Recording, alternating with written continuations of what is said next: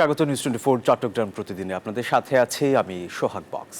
দর্শক, উদ্বেগ, উৎকণ্ঠা আর গুঞ্জনের মধ্যে বিএনপি ও জামায়াতে ইসলামীর সঙ্গে বৈঠকে বসতে যাচ্ছেন প্রধান উপদেষ্টা অধ্যাপক মোহাম্মদ ইউনূস। সন্ধ্যার পর যমুনায় এই বৈঠক অনুষ্ঠিত হতে যাচ্ছে। এই মুহূর্তে রাষ্ট্রীয় অতিথি ভবন যমুনার সামনে আছেন আমাদের সহকর্মী মারুফা রহমান, সরাসরি যুক্ত হচ্ছে তার সাথে। মারুফা, বিএনপি জামায়াত নেতাদের সঙ্গে বৈঠকের বিস্তারিত জানাবেন আমাদের। সেই সাথে রবিবার সর্বদলীয় বৈঠকে বসতে যাচ্ছেন প্রধান উপদেষ্টা, এই বিষয়ে বিস্তারিত জানাবেন।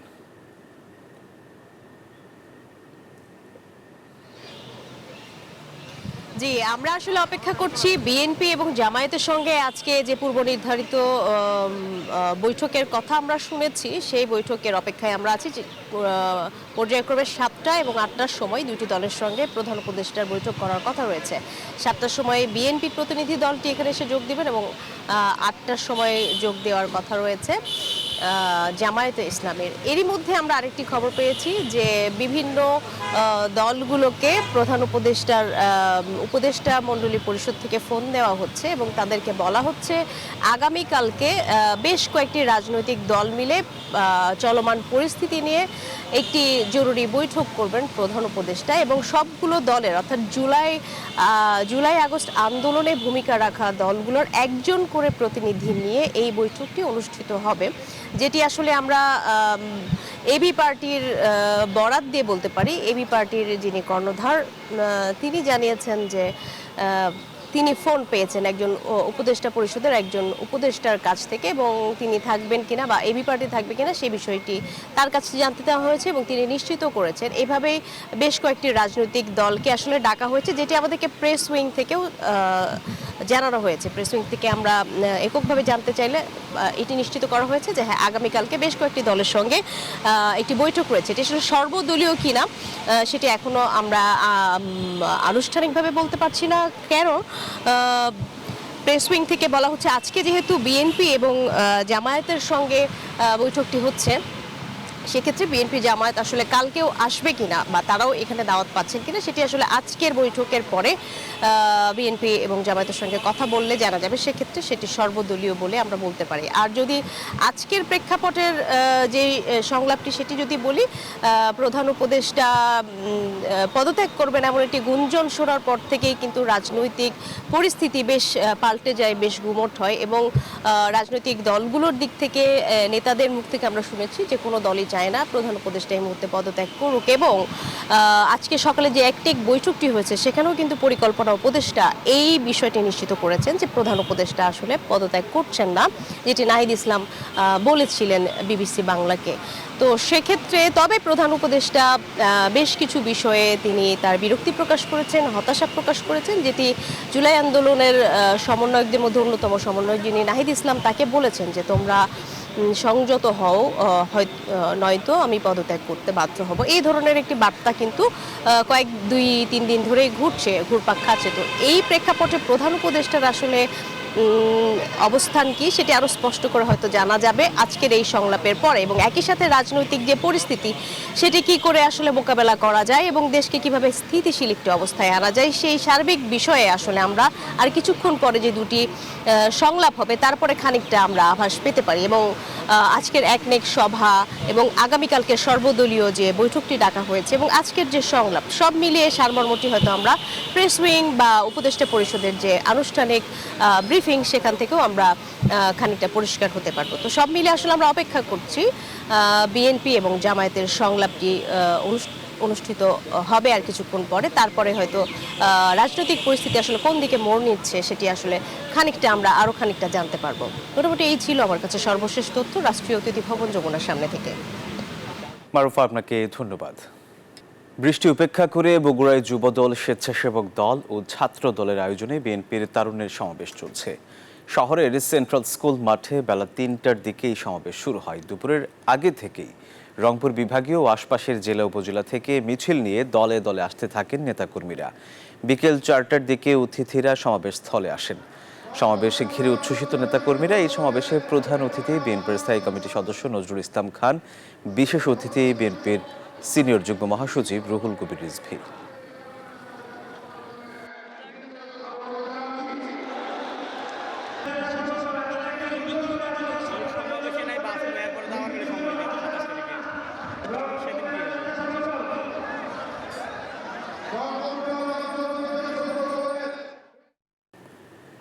দর্শক, আমরা এই মুহূর্তে সরাসরি চলে যাচ্ছি বগুড়ায় বিএনপির তারুণ্যের সমাবেশে।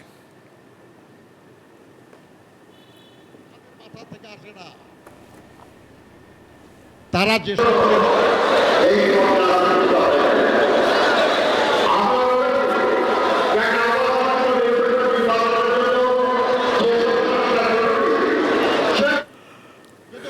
সংস্কার করে ফেলার জন্য এই সরকার প্রতিষ্ঠা হয় নাই। আমরা বলেছি একটা অবাধ সুষ্ঠু নিরপেক্ষ নির্বাচনের জন্য যেসব সংস্কার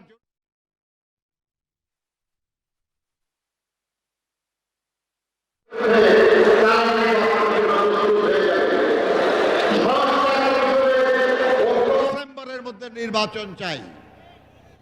আমরা বলেছি, নির্বাচন কমিশন বলেছে জুন মাসের মধ্যে তারা নির্বাচনের জন্য প্রস্তুত হয়ে যাবে। সংস্কার কমিশনের ঐকমত্য কমিশন যেটা হয়েছে তার প্রধান বলেছেন, পত্রিকায় এসেছে, যে আগামী 1 মাসের মধ্যে তারা রাজনৈতিক দলগুলির সঙ্গে যে আলোচনা করেছেন তার আলোকে একটা সনদ প্রস্তুত করতে পারবেন। আর তাহলে জুন মাসের মধ্যে সংস্কার নির্বাচনের প্রস্তুতি দুটোই যদি সম্পন্ন হয় তাহলে ডিসেম্বরে নির্বাচনে তো অসুবিধা কোথায়? আমি বারবার বলেছি, যারা বলেন ডিসেম্বরের পরে হবে নির্বাচন, তারা বলেন, যুক্তি দিয়ে বলেন, কেন ডিসেম্বরের পরে সময় দরকার আপনাদের? কোনো দল এখনো সংগঠিত হয় নাই, তারা সংগঠিত হওয়ার জন্য সময় দরকার। কোনো দল অন্যদের সঙ্গে ঐক্য করার চেষ্টা করছে, তাদের ঐক্য করার জন্য সময় দরকার। এই সময় দেওয়ার জন্য আমরা নির্বাচন অপেক্ষা করব না? এটা উচিত হবে? জনগণ এই কারণে সময় দিতে রাজি না। আর সেজন্যই আমরা বলি যে 1 দফার জন্য আমার হাজারো ভাই খুন হয়েছে, গুম হয়েছে, অত্যাচারিত হয়েছে, নির্যাতিত হয়েছে, আহত হয়েছে, জেল খেটেছে, পালিয়ে বেরিয়েছে, সম্পদহানির শিকার হয়েছে। সেই 1 দফার অবশিষ্ট কাজ 1 নম্বর, সেটাই প্রথম করতে হবে। জনগণের ক্ষমতা জনগণের কাছে ফিরিয়ে দিতে হবে। এই যে লড়াই, এই লড়াইয়েও ফাঁসিবাদ বিরোধী লড়াইয়ে যারা সামনের কাতারে ছিলেন সেই তরুণ সমাজকে সামনের কাতারে থাকতে হবে। আমি কি আশা করতে পারি যে শহীদ জিয়ার নেতৃত্বে বিশ্বাসী, বেগম খালেদা জিয়ার নেতৃত্বে বিশ্বাসী, যারা তারেক রহমানের নেতৃত্বে বিশ্বাসী এই তরুণ সমাজ, আপনারা কি সেই লড়াইয়ে শক্তিশালী ভূমিকা পালন করতে রাজি আছেন? আপনারা 2 হাত তুলে বলুন, রাজি আছেন আপনারা? আমি বিশ্বাস করি আপনারা রাজি থাকলে এটার বাধা দেওয়ার, এটা প্রতিরোধ করার ক্ষমতা এই দেশে কারণেই কখনো ছিল না, আগামীতেও থাকবে না ইনশাল্লাহ। আমি আপনাদের এই লড়াইয়ের, আপনাদের এই আন্দোলনের সাফল্য কামনা করে যারা এই অনুষ্ঠান আয়োজন করেছেন তাদের সবাইকে আন্তরিক ধন্যবাদ এবং কৃতজ্ঞতা জানিয়ে আমার বক্তব্য শেষ করছি। আল্লাহ হাফেজ। বাংলাদেশ জিন্দাবাদ। শহীদ জি অমর হোক, বেগম খালেদা জিন্দাবাদ। চট্টগ্রাম বন্দরকে বিদেশি কোম্পানির লিজ দেওয়ার সিদ্ধান্ত থেকে অন্তর্বর্তী সরকার সরে না আসে, তাহলে চট্টগ্রাম বন্দরকে শাটডাউন করে দেওয়ার ঘোষণা দিয়েছে বন্দর জাতীয়তাবাদী শ্রমিক দল। সকালে চট্টগ্রাম বন্দর ভবনের সামনে অনুষ্ঠিত বিক্ষোভ মিছিলে শ্রমিক দল নেতা ও সাবেক সিবিএ নেতা মোহাম্মদ হুমায়ুন কবির এই হুঁশিয়ারি দেন। এ সময় বক্তারা আরও বলেন, চট্টগ্রাম বন্দরের এনসিটি একটি স্বয়ংসম্পূর্ণ টার্মিনাল, তাই বিদেশি কোম্পানিকে দেওয়া অযৌক্তিক। জাতীয় স্বার্থ সংশ্লিষ্ট এই ধরনের কোনো স্পর্শকাতর স্থাপনা বিদেশিদের হাতে যেতে পারে না বলেও মন্তব্য করেন তারা। সংবাদের সময় হলো একটা বিরতির, সাথেই থাকুন। আবার স্বাগত সংবাদে।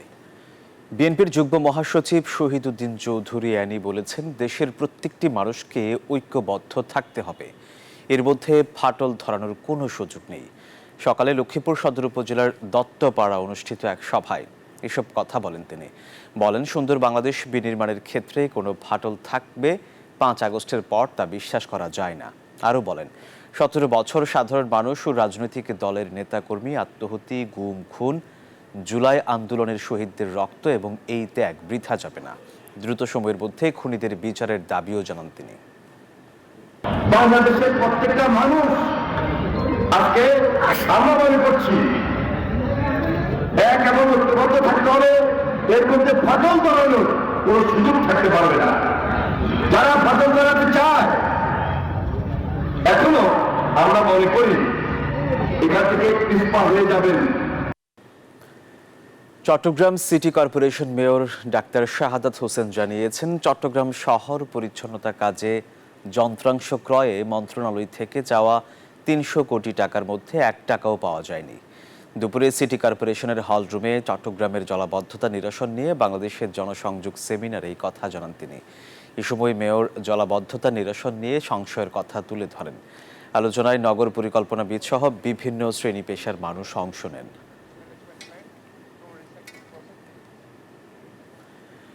চট্টগ্রামে হাজার হাজার কোটি টাকার জলাবদ্ধতা প্রকল্পেও মিলছে না তেমন কোনো সুফল। আগামী বর্ষায় আবারও জলাবদ্ধতার শঙ্কায় বাসিন্দারা। তবে প্রকল্প বাস্তবায়ন সংস্থা সিডিএ বলছে, কাজ শেষ হলে নিরসন হবে জলাবদ্ধতা। চলছে সিটি কর্পোরেশন ও পানি উন্নয়ন বোর্ডের পৃথক আরও 2টি প্রকল্প। রতন দাসের ছবিতে নয়ন বড়ুয়া জয়ের রিপোর্টে বিস্তারিত। চট্টগ্রাম নগরবাসীর দুঃখ জলাবদ্ধতা। হাজার হাজার কোটি টাকার জলাবদ্ধতা নিরসন প্রকল্প চলমান থাকলেও মিলছে না এখনো কোনো সুফল। একটু বৃষ্টিতেই তলিয়ে যায় নগরীর চকবাজার, কাপাসগুলা, বাকলিয়া, হালিশহর, আগ্রাবাদ সহ বেশ কিছু এলাকা। প্রকল্পের কাজ চলায় এখনো বেশিরভাগ খালে প্রতিবন্ধকতা। তাই আসন্ন বর্ষায় আবারও জলাবদ্ধতার ভয়াবহতার শঙ্কায় বাসিন্দারা।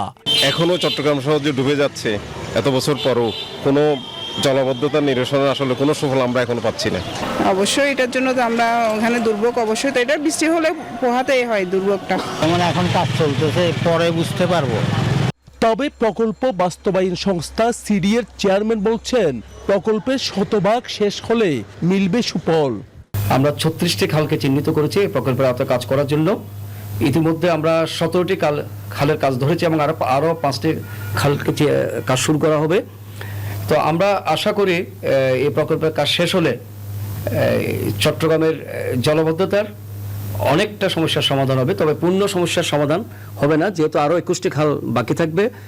এইদিকে জলাবদ্ধতা নিরসনে সিটি কর্পোরেশন ও পানি উন্নয়ন বোর্ড নিয়েছে আরও 2টি প্রকল্প। নগর বিশ্লেষকরা বলছেন, উভয় সংস্থার সমন্বয় না হলে মিলবে না কোনো সুফল। এই দুর্ভোগ লাঘবের জন্য প্রত্যেকটা সেবা সংস্থাকে আন্তরিকভাবে এগিয়ে আসতে হবে, সমন্বয়ের জায়গাটা তৈরি করতে হবে এবং যতদিন আমরা এই সমন্বয়ের জায়গাটা তৈরি করতে না পারবো ততদিন কিন্তু এই সমস্যাটা বিদ্যমান থাকবে। দ্রুত প্রকল্পের কাজ শেষ করার দাবি ভুক্তভোগীদের। নয়ন বড়ুয়া জয়, নিউজ 24, চট্টগ্রাম। চট্টগ্রাম বন্দর কর্তৃপক্ষ কর্তৃক আরোপিত নির্দিষ্ট হারের অতিরিক্ত 4 গুণ স্টোর রেন্টের প্রতিবাদে সংবাদ সম্মেলন করেছে চট্টগ্রামের কয়েকটি ব্যবসায়ী গ্রুপ। দুপুরে চট্টগ্রাম প্রেস ক্লাবের ইঞ্জিনিয়ার আব্দুল খালেক মিলনায়তনে এই সংবাদ সম্মেলনের আয়োজন করা হয়। এই সময় নির্দিষ্ট হারের অতিরিক্ত 4 গুণ স্টোর রেন্ট বাতিলের দাবি জানানো হয়। সংবাদ সম্মেলনে চট্টগ্রাম কাগজ ও সেলফিন ব্যবসায়ী গ্রুপের সভাপতি এহসান খান, বাংলাদেশ ইম্পোর্টার্স অ্যাসোসিয়েশনের সহসভাপতি মোহাম্মদ বিলাল, চট্টগ্রাম গার্মেন্টস অ্যাক্সেসরিজ অ্যাসোসিয়েশনের যুগ্ম সম্পাদক মোহাম্মদ নাসির উদ্দিন সহ আরও অনেকেই উপস্থিত ছিলেন।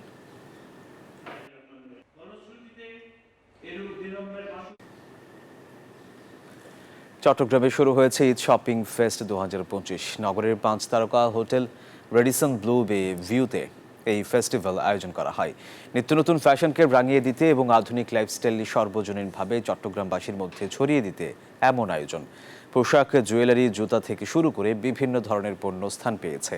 অংশ নিয়েছেন ঢাকা, চট্টগ্রাম ও আন্তর্জাতিক পর্যায়ের স্বনামধন্য 60 জনেরও বেশি উদ্যোক্তা, ফ্যাশন ডিজাইনার, স্বনামধন্য ব্র্যান্ড প্রতিষ্ঠান ও জুয়েলারি এক্সপার্ট। শুক্রবার এক্সিবিশন উদ্বোধন করা হয়।